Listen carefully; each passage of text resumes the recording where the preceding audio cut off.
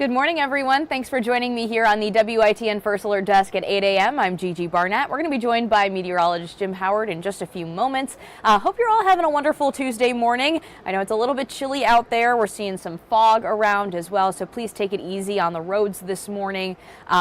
You also may have seen some frost on your windshields. Hopefully you were able to give yourself a few extra minutes to get that all off of your car before hitting the roads this morning.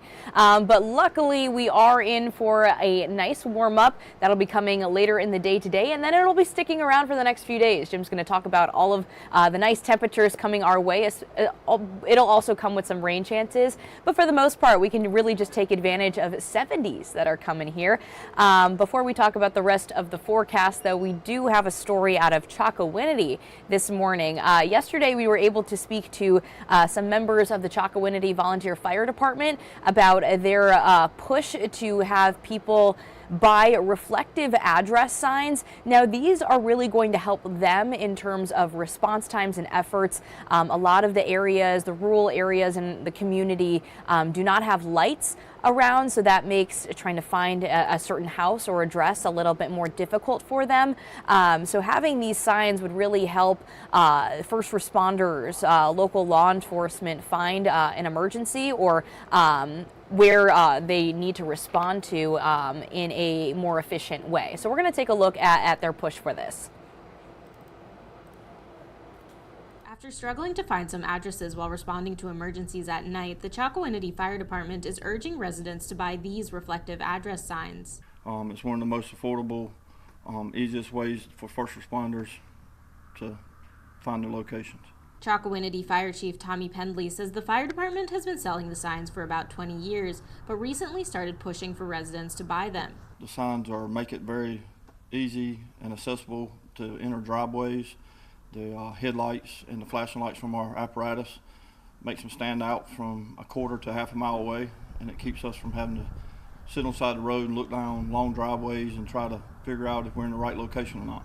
Due to rural areas often being poorly lit, Chief Pendley says the reflective signs improve response times and can save critical minutes. We encourage everyone to get them. Just minutes could save their lives. One Chocowinity resident says she bought the sign from the Chocowinity Fire Department years ago and believes it could be helpful in case of an emergency. Because you can see it, you can spot it very easily. Even at nighttime, it lights up, so. The signs cost $25 and can be purchased at the fire department or by calling to place an order. Chief Pendley says the price mostly covers the cost of buying them, with any proceeds going toward the department. I think everybody really needs them. It would help a lot. And I know I'm blessed by having it, so. In Chocowinity, Maya Geving, WITN News. After struggling to find... So it looks like a really great opportunity for people, especially who live in these areas that don't have a lot of lights around. Just helps those first responders in need of an emergency if they're looking around and they're having trouble seeing houses or, like they said, parking or driveways, parking lots, even mailboxes. I know I've driven, through Beaufort County, and it's I've dark. had this issue myself many times trying to find a house. A lot of the mailboxes aren't labeled at all, but some of them, the numbers are hard to make out. Right. So this is a good idea. It seems pretty logical to me. The cost is low. A little bit of work, you got those numbers up, helps everybody out. Yeah, and also it's not just Chocowinity, though. They did tell us that if you're interested in getting a reflective sign in your respective area, just reach out to your local law enforcement, your emergency first responders. They may be selling these signs as well, so nice to see that there are other places you can also get these signs. Yeah, absolutely. Good story, no doubt. Yeah. Need those signs this morning with the thick fog out there. The dense fog advisory in effect through 10 a.m. and the Weather Service has expanded the counties now to include Martin, Beaufort, and Pamlico as well. So most inland counties in the advisory for another little under 2 hours. We'll start clearing this fog out over the course of the next hour or two and be in a good place as we hit mid to late morning. But right now, that fog is really laid in. We had a breeze picking up, but that breeze kind of settled and allowed the fog to build over the last hour or so. So that red shaded area, it's a wide swath of real estate dealing with a quarter of a mile, give or take, visibility. Much of Bertie, Martin, Pitt, into Beaufort, Craven. You can see Pamlico County in on the party now. Duplin County pretty well socked in with the fog. And then, of course, Wayne and Wilson counties in there as well. Greene and Lenoir. From Snow Hill, Contentia, down to LaGrange, Kinston, Pink Hill. Foggy, foggy, foggy. And fog is not fun. It is dangerous to drive in. Give yourself some extra space and slow it down a little bit as you drive. Air temp, it's cold. That's the fog as seen from above through the Grifton camera. 34 over southern Pitt County. That moisture will begin evaporating off quickly over the next hour. We get what we call sucker holes that develop in the fog, and as those holes open up, the dry air quickly expands the holes, and the fog evaporates off, and we'll clear it out. At the airport right now, underneath that fog deck, socked in, Fly PGV cam, 36. The Washington camera, also 36, foggy degrees. Boy, that fog is really laid in. And then one more stop, I think, yeah, Morehead City at 38. I think I've got New Bern in here as well. The fog not quite as thick down on the coast. You're doing okay. New Bern, though, it's thickened up for you guys, 37 non-freezing degrees.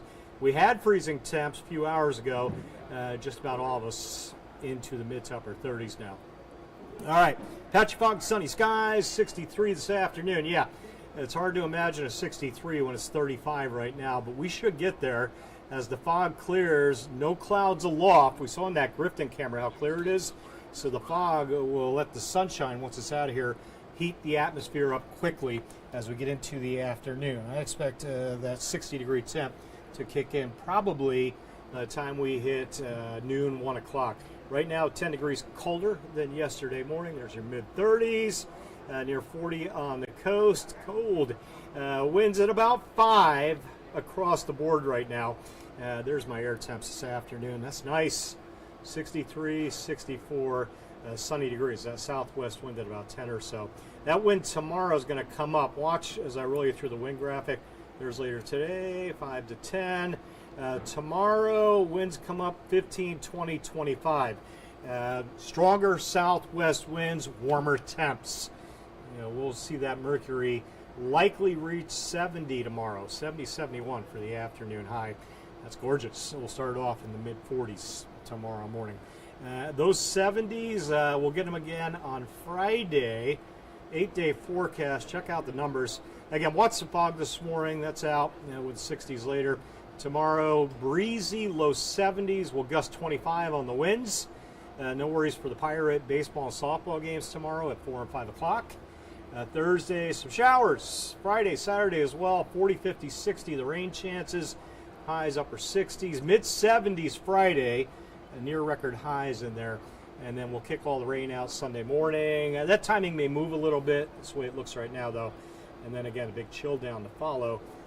Temperatures falling pretty quickly, I think, Sunday afternoon, evening. By the time we get to Monday, the warm air is gone.